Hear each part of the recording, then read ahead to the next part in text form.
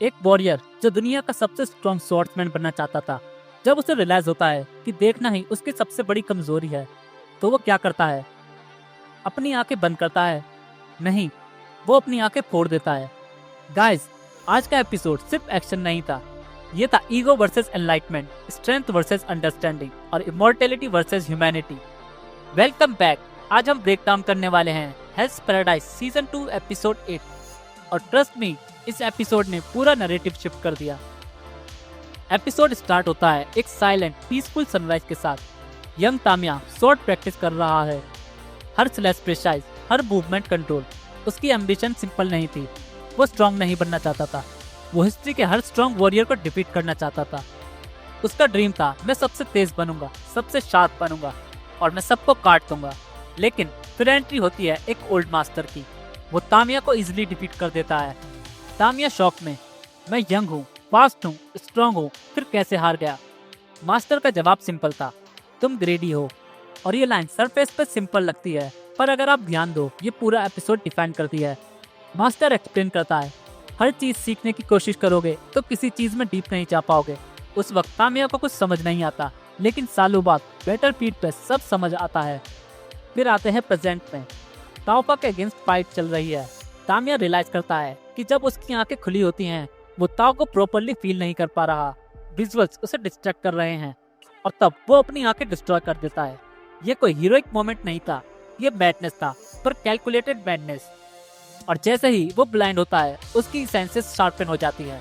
अब वो देख नहीं रहा, वो फील कर रहा है। ताओपा का हर अटैक वो बिना देखे ब्लॉक करता है। यहाँ एनिमेशन का सबटल डिटेल था, जब आंखें गई तब अवेयरनेस बढ़ गई। ये प्योर मार्शल आर्ट्स फिलॉसफी पे बेस्ड है। True vision comes when you stop looking. Tamiya finally Taopa को हाफ कट कर देता है, लेकिन प्रॉब्लम सिंपल है, टेंशन रीजनरेट कर सकते हैं। और यहाँ एंट्री होती है फूची की। फूची रियलाइज करता है ताओ के दो स्टेट होते हैं, रिस्टोरेशन और हिंड्रेंस। और टेंशन का वीकनेस तब एक्टिवेट होता है जब उनका रीजनरेशन टेम्पररी ब्लॉक हो। मेटल एट्रीब्यूट वुड को कंट्रोल करता है, यानी अगर सही ताओ कॉम्बिनेशन हुआ तो टेंशन को परमानेंटली डैमेज दिया जा सकता है। तामिया ब्लाइंडली अटैक करता है, पहले फेल होता है क्योंकि कोर प्रिसाइज लोकेशन पे है। फिर मास्टर की बात याद आती है, जो सीखा है सब एक जगह लगाओ। फिर फूची ताओपा को पकड़ लेता है क्योंकि उसका मेटल एट्रीब्यूट ताओपा के वुड एट्रीब्यूट को काउंटर करता है और वो तामिया से बोलता है, इसे कट करो। और इस बार वो डायरेक्टली कोर कट करता है। ताओपा गिर जाती है, लेकिन उसकी डेथ स्क्रीम एक सिग्नल है।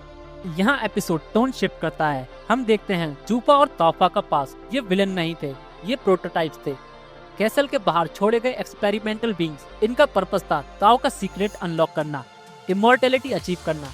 उन्हें ट्रेन किया गया, उन्हें ग्रो कराया गया आर्टिफिशियली। उनका चाइल्डहुड नेचुरल नहीं था, उन्हें सिखाया गया स्टडी, ट्रेन एंड प्रैक्टिस बूता जुत्सु। और सबसे इम्पोर्टेंट, ताओ जनरेट करो। लेकिन एक प्रॉब्लम थी, ताओ फिनाइट नहीं है और ताओ का सबसे बेस्ट सोर्स था ह्यूमंस। ताओपा पहले ह्यूमंस को हर्ट नहीं करना चाहती थी, वो एम्पैथी फील करती थी। उसे समझाया गया इमेजिनेशन ही एंजाइटी और काइंडनेस का सोर्स है। इसका मतलब टेंशन इमोशनलेस नहीं है, वो फील करते हैं। लेकिन जब सर्वाइवल का सवाल आया, ताओपा ने एक बैड प्लान बनाया, बोट को सुल्सी गेट से भेजना, मेन लेन के ह्यूमन को अटैक करना। यानी क्रिमिनल्स और एग्जीक्यूशनर का राइवल कोई एक्सीडेंट नहीं था, वो एक कैलकुलेटेड मूव था। चूफा का डायलॉग पावरफुल था, हम पागल नहीं हैं, दुनिया पागल है। ये लाइन उनका जस्टिफिकेशन था। प्रेजेंट टाइमलाइन में वापस चूफा और ताओपा कंबाइन हो जाते हैं। मल्टीपल बॉडीज फ्यूज होकर एक मैसिव विंग्ड एंटिटी बन जाती हैं। Wing spreads, shockwave, white spores, rain drop. Fuchi realize करता है ये स्पोर्स बॉडी को हाईजैक कर सकते हैं, यानी बैटलफील्ड टॉक्सिक हो चुकी है।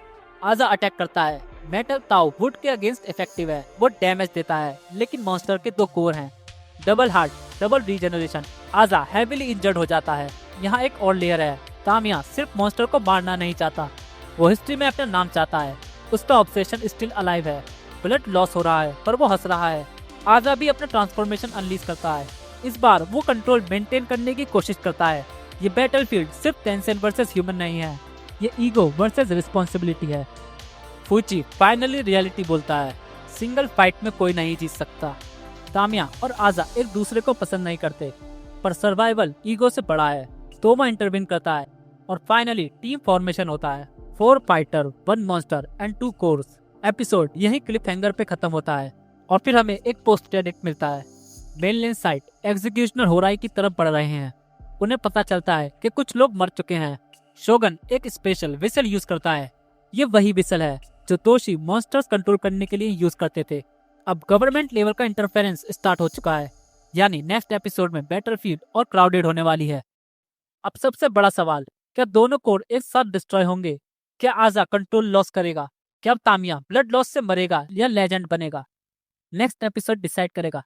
अगर आपको ये ब्रेकडाउन पसंद आया हो तो लाइक करो, शेयर करो और अगर चैनल पे नए हो तो सब्सक्राइब करना मत भूलना। मिलते हैं नेक्स्ट एपिसोड के ब्रेकडाउन में। तब तक पैराडाइज में सर्वाइव करते रहो।